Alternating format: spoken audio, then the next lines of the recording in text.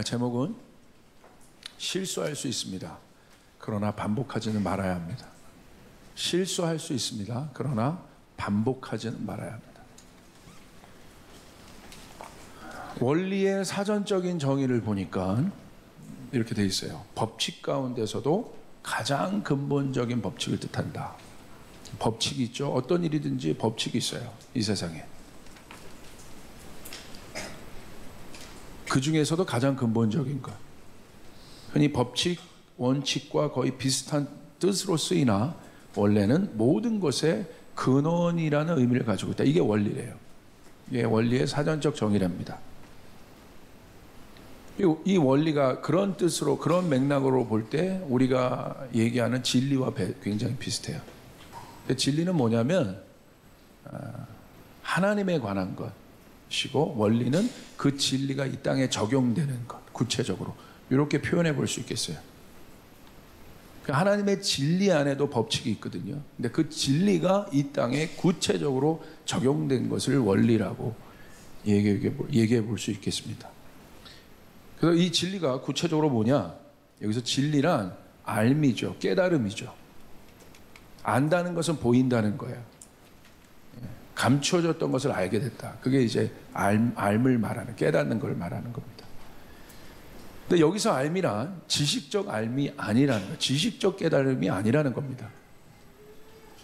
여러분, 어떤 사람이 많은 지식을 가지고도 고민하며 불행한 사람들 많이 봐요. 많이 보지 않습니까? 그러니까 지식이 아니라는 거예요. 지식이. 알미, 깨달음이. 여기서 말하는 알은 적용 가능한 알을 말하는 것이에요. 이에 대하여 성경은 좀 더 분명하고 명확하게 정의합니다. 그러니까 진리가 안다는 건데, 하나님은 안다는 건데, 그게 어떻게 적용 가능하다. 이 땅에, 구체적으로 우리의 삶에 적용 가능한 알을 얘기합니다. 그건 뭘 의미하냐? 요한복음 8장 32절에 진리를 알지니 진리가 너희를 자유롭게 하리라. 무슨 말입니까? 진리를 너희가 알게 되는데 그 진리가 주는 선물이 뭐예요? 자유라는 거예요. 굉장히 구체적이죠. 근데 진리를 내가 아는 것으로 끝나는 것이 아니라 진리가 주는 자유를 선물 받게 돼 있다. 그 말은 내가 노예로 있었을 때는 왜 내 삶이 이렇게 답답하고 고통스러운지 몰랐어요. 내가 노예로 있을 땐, 애굽에 있을 땐 왜 우리 할아버지가, 어머니, 아버지가 저렇게 고통스러운 줄 몰랐어요. 3, 4대에 걸쳐 계속 그 고통이 노예의 삶을 살고 있었던 이스라엘 백성들에게 흐르고 있는데 노예로 있을 때 그걸 몰랐다는 거예요. 왜 그런지. 그런데 이제 출애굽하고 나니까 원인을 알게 된 거예요. 아, 나를 붙잡고 있었던 그 세상의 주인들이 있었구나. 내가 원래 거기에 묶여 있는 자들이 아닌데 내가 하나님께 속한 하나님의 자녀인데 나를 묶고 있었던, 우리 아버지를 묶고 있었던, 우리 할아버지를 묶고 있었던, 우리 가문을 묶고 있었던, 내 꿈을 묶고 있었던 세상의 주인이 있었구나. 그것을 깨닫는 거예요. 원인을 알게 된 거죠. 그래서 그 이유를 듣게 되면 답답했죠. 왜 이런 일이 일어나는지, 왜 내가 이렇게 아픈지 답답하잖아요. 근데 원인을 가르쳐 주잖아요. 그렇게 될 때 어떤 일이 일어나요? 그 원인을 알게 될 때 숨 쉴 수 있는 공간이 확보가 됩니다.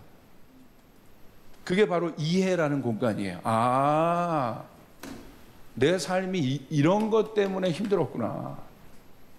내가 아픈 게 이런 것 때문에 내가 힘들었구나. 답답하지 않죠. 순식간에 뭐예요? 그 설명을 들을 때 이해의 공간이 확 생겨버려요. 그리고 그 이해의 공간 안에서 내 삶에 펼쳐진 수많은 문제들의 퍼즐들을 어떻게 할 수 있어요? 이제 숨을 쉬니까 맞출 수 있게 돼. 아, 이런 이유 때문에 그랬구나. 내가 이렇게 아픈 이유 이런 거구나. 그러니까 앞으로 내가 이런 음식 조심해야겠다. 내가 이런 데 가지 말아야겠다. 내가 자꾸 뭐 내 삶 안에 자꾸 어떤 묶임들과 뭐 누구만 만나면 막 왜 이렇게 내 삶에 이렇게 불안함이 많지? 전문가한테 딱 보니까 일주일 안에 너 누구 만났어? 보니까 뭐 이런 사람 만나고 그 사람이 어떤 얘기해? 막 부정적인 얘기만 해. 그것 때문에 그런 거야. 아는 거예요. 갑자기 내 삶 안에 막 그런 일들이 일어나는 거, 그것 때문에 그랬구나. 계속 그런 얘기만 듣고 그런 것만 보는데 이유를 알게 되죠. 그럼 어떻게 돼요? 안 가려고 하죠. 고치려고 하죠.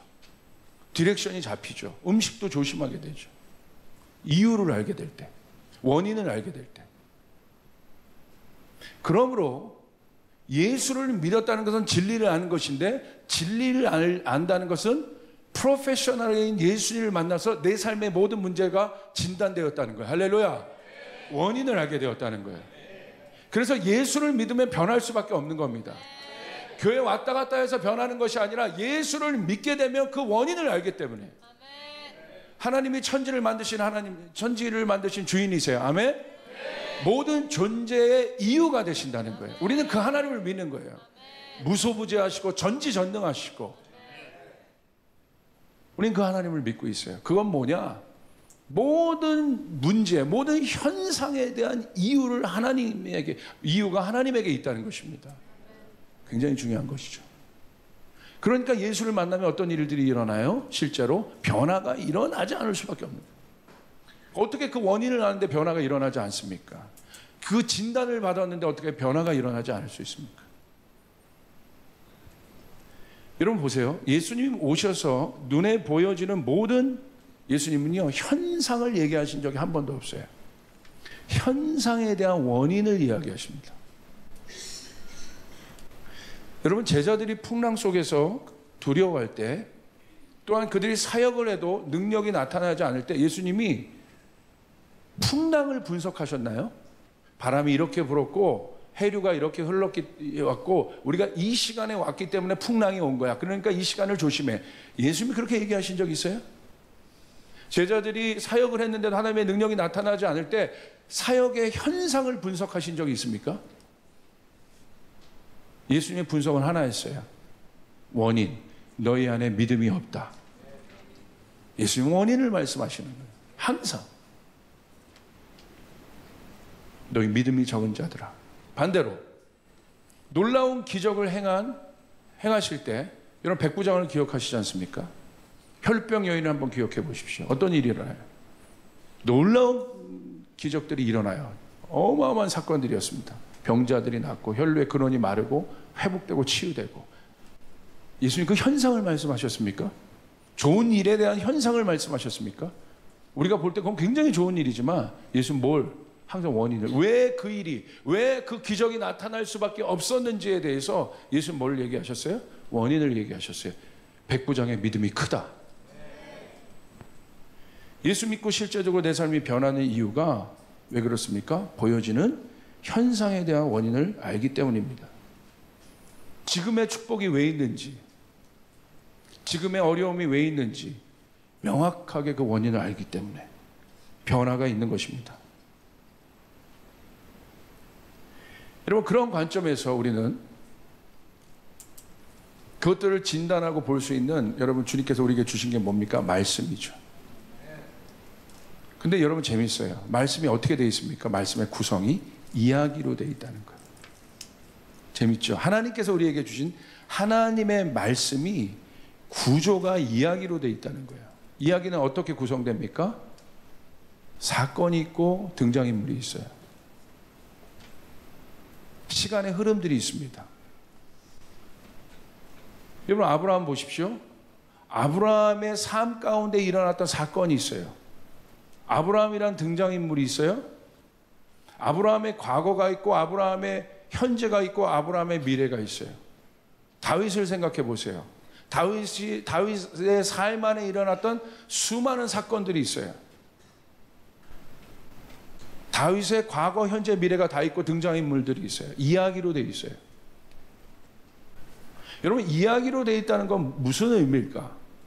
우리가 성경을 바라볼 때 성경이 이야기로 되어 있다. 사도행전은 뭐예요? 초대교회의 이야기들이에요. 복음서는 예수님과 제자들의 이야기예요. 왜 성경이 이야기 구조로 되어 있는가? 왜 그 스토리로 되어 있는가? 그것이 우리에게 주는 의미는 뭐냐? 성경을 읽는 우리가 성경이 이야기로 되어 있다는 것이 우리에게 주는 의미는 무엇이냐? 여러분 뭘 것 같아요? 이건 여기 엄청난 여러분 비밀이 있는데, 성경 이야기로 되어 있다. 우리가 성경을 읽을 때 어떤 시점에서 성경을 바라봅니까? 여러분 어떤 작품을 읽을 때 그 작품을 읽는 시점이 굉장히 중요하잖아요. 근데 우리가 성경을 읽을 때, 그 이야기를 읽을 때 어떤 시점에서 성경을 읽어요? 전지적 작가 시점이에요. 전지적 작가 시점이란 건 뭐예요? 하나님의 관점에서 우리가 성경을 읽고 있다는 거예요. 하나님의 관점에서 아브라함을 보고 있어요. 하나님의 관점에서 다윗을 보고 있어요. 근데 놀라운 건 뭐예요? 전지적 작가 시점이니까 다윗 안에 어떤 마음이 있는 것까지도 보여줘요. 우린 그걸 알아요. 이게 전지적 작가 시점이에요. 그게 하나님의 관점이에요. 사울의 마음에 다윗을 향해서 어떤 마음이 있는 것까지 성경이 보여줘요.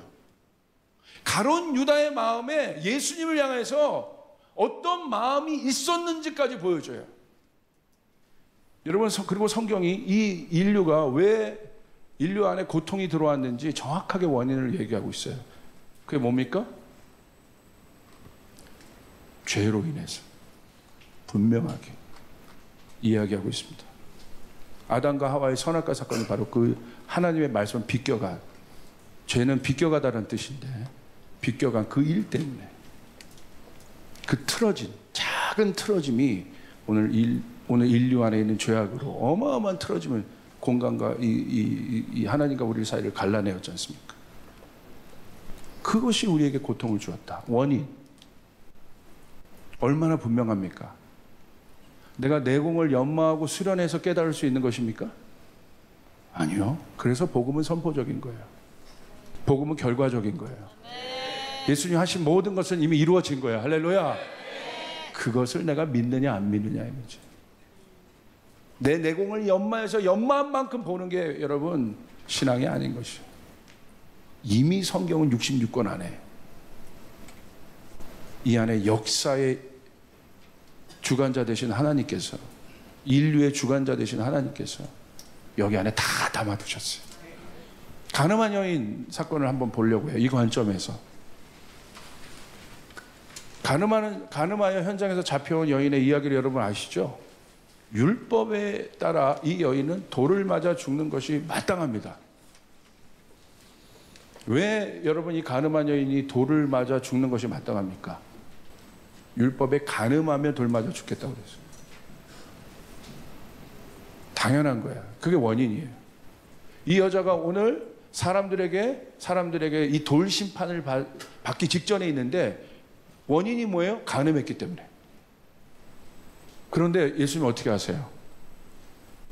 예수님은 가늠하여 율법을 어긴 이 여인을 보호하십니다. 구원하십니다.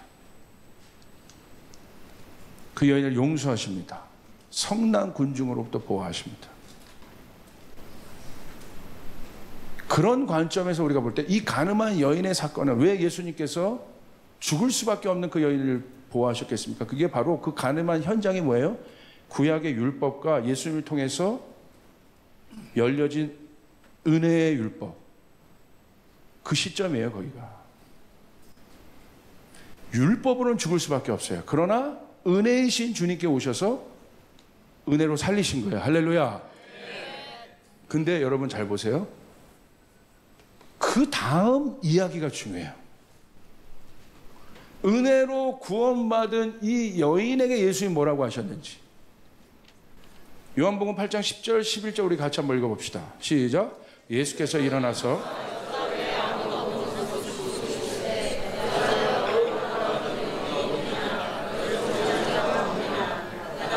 주여 없나이다.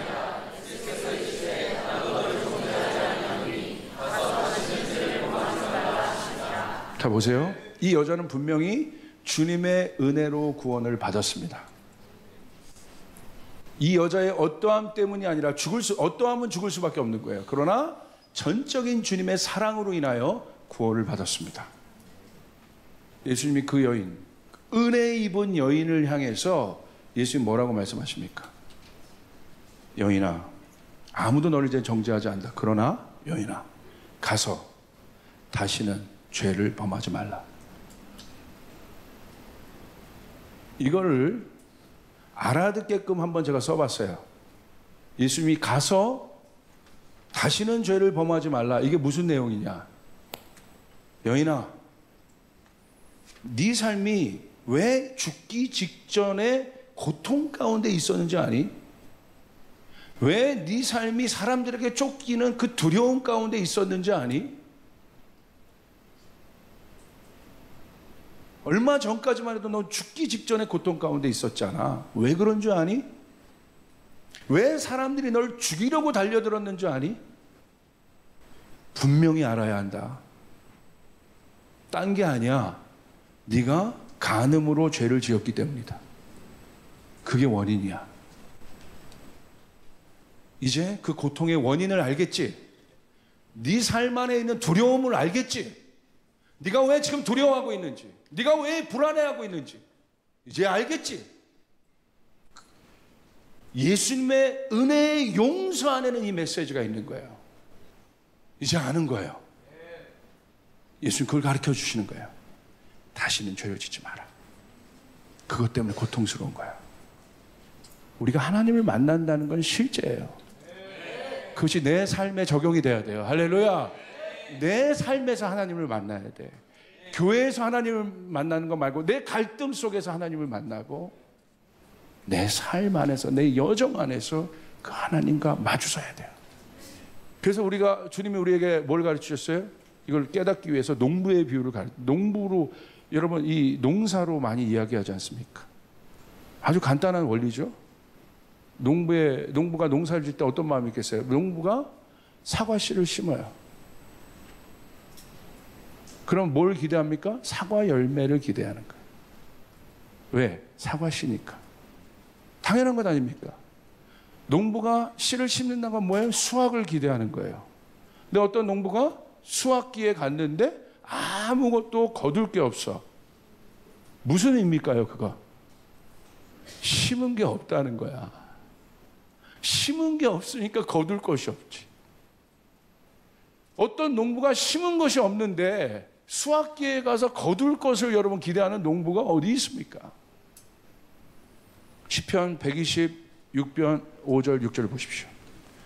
분명히 기록되어 있습니다. 우리 같이 한번 읽읍시다. 시작. 눈물을 흘리며 씨를 뿌리는 자는 기쁨으로 단을, 울며 씨를 뿌리러 나가는 자는 반드시 기쁨으로 그 곡식단을 가지고 돌아오리로다. 할렐루야. 눈물을 흘리며 씨를 뿌리는 자는 기쁨으로 거두리로다. 울며 씨를 뿌리러 나가는 자는, 성경이 뭐라고 되어 있습니까?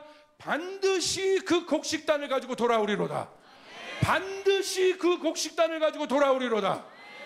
여기서 다음 세대가 없다고 집회하지 말고 제가 얘기했던 건 오늘 10년 후를 바라보며, 제가 그거 외치고 왔어요. 10년 후를 바라보며 이제라도 늦지 않았으니까 믿음의 씨앗을 심어야 된다.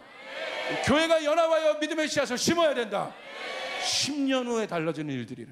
10년 후에 우리 먹을 것을 보게 될 것이다. 푸른 초장을 보게 될 것이다. 광야가 초장으로 바뀌는 일들이 보게 될 것이다. 여러분의 가정이 묶여 있습니까? 여러분의 삶이 지금 어려워 있습니까? 지금 현상을 보지 말고 지금이라도 10년을 바라보며, 하나님 지금 우리 가정이 이렇게 어렵고 내 인생이 어려운 것 같지만 주님 꿈꿉니다. 10년 후 그 일들이 되게 하여 주시옵소서. 묵묵히 믿음으로 하나님의 언약 붙잡고 눈물을 흘리며 씨를 뿌리는 자는 반드시 그 기쁨으로 단을 거두리로다. 할렐루야. 하나님의 일이 믿음으로 되는 건데, 믿음으로 가는 것인데, 믿음이 쉬운 일입니까, 여러분? 보이지 않는 것을 믿는다는 게 그게 쉽냐는 거예요. 제발 쉽게 설교하지 말아요. 그것 때문에 다 병들어 있으니까. 예수님이 십자가에 죽으신 것이 쉬운 일이었냐는 거야. 어렵지만, 눈에 보이는 건 없고 잡히는 건 없지만, 그 속에서 버티는 것이 힘들지만, 믿음은 먼저 하세요. 버티는 거예요. 믿음은 견디는 것이에요. 할렐루야. 버티는 자는 보게 돼 있는 거예요. 남은 자는 보게 돼 있는 것이에요. 하나님은 그 사람에게 보여주시는 것이에요. 내가 살아있다. 그래서 여러분 좁은 길이라고 하는 거예요. 그런데 우리가 어렵지만 넘어져도 또 일어날 수 있는 이유는 무엇입니까? 넘어져도 일어날 수 있는 은혜가 우리 가운데 있기 때문에. 할렐루야. 구약이 아니라 은혜의 시대에 넘어져도 연약해도 부족해도 일어날 수 있는 예수의 은혜 위에 우리가 있기 때문에, 예수의 사랑 위에 우리가 있기 때문에, 어떤 것도 끊을 수 없는 그 사랑이 우리 가운데 있기 때문에 우리가 믿음으로 고백만 한다면, 믿음으로 고백만 한다면 언제든지 우리는 다시 갈 수 있다 이거예요. 할렐루야. 이거예요, 이거. 그 사람을 찾고 있는 거예요. 보이지 않아도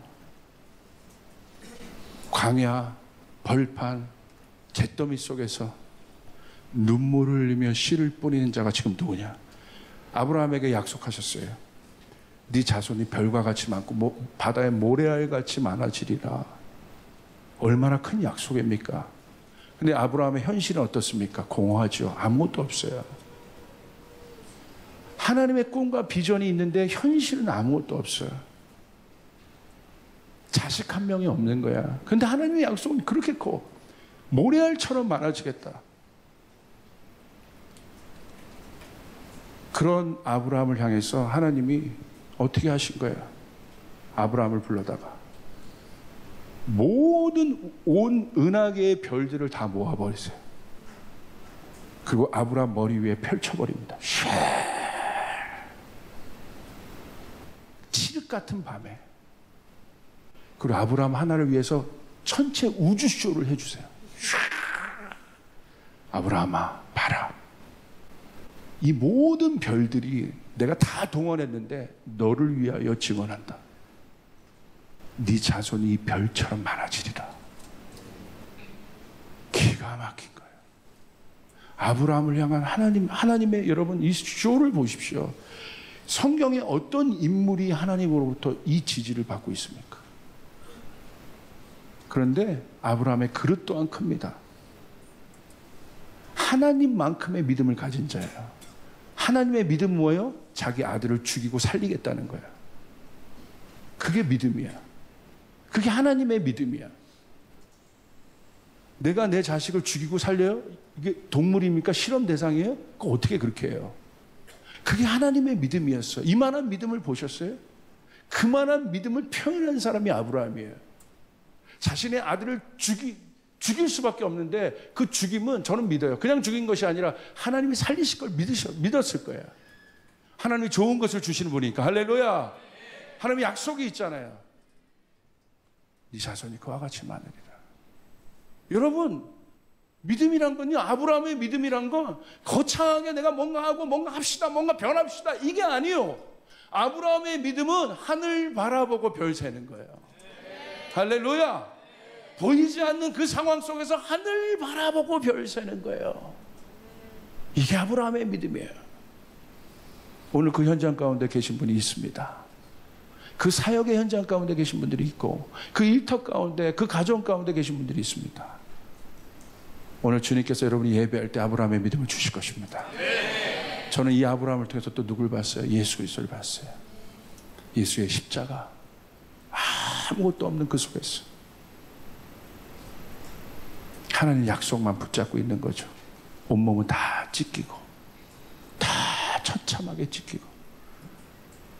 그 바보 같은 예수님의 사랑. 우리 사랑하는 청년들, 이 바쁜 시대에 속도를 잠깐 줄입시다. 줄이면 보이는 것들이 있어요. 주님을 생각합시다.